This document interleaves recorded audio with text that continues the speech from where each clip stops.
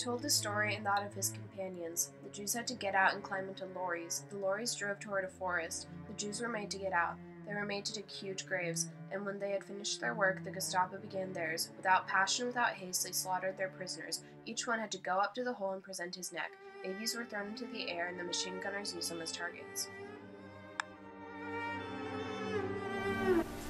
The reader sees how brutal the Gestapo were. Even though they thought they were doing the right thing for their country, it is shocking that they had it in them to kill innocent children.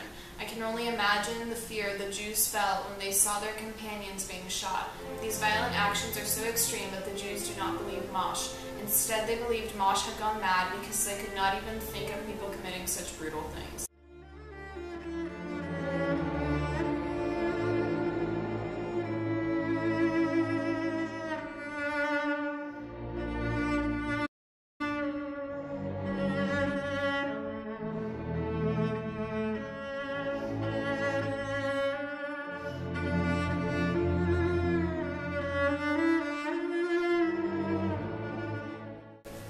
Night. No one prayed so that the night would pass quickly. The stars were only sparks of the fire which devoured us. Should that fire die out one day, there would be nothing left in the sky but dead stars, dead eyes. I think this passage is very important because not only does it provide insight as to why the book is called Night, it gives us a metaphor for the relationship of the Jews and the Nazis. The Jews were the stars and the Nazis were the fire.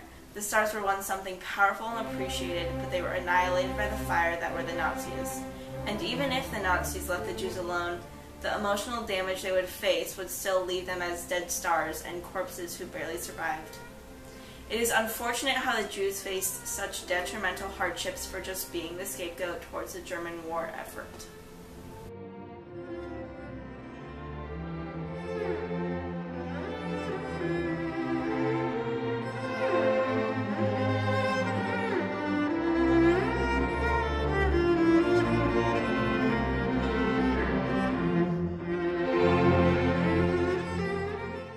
Then came the march past the victims. The 2 men were no longer alive.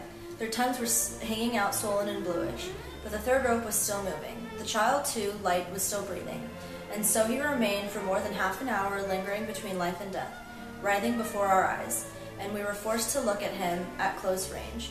He was still alive when I passed him. His tongue was still red, his eyes not yet extinguished. Behind me, I heard the same man saying, "For God's sake, where is God?" And from within me, I heard a voice answer, "Where he is. This is where, hanging here from this gallows." Personally, this quote helps me to vividly picture the constant wrath these prisoners faced inside the camps. The environment he depicts is very hostile. The brutality inside the concentration camps drives Ellie away from his faith, as it did for many Jews during this time. The Germans used brutality as a tool to enhance their corrupt power and to keep prisoners afraid by relentless abuse. This is the beginning of his distrust in God, which would then progress throughout the novel and become worse as he becomes a witness to massive amounts of atrocities.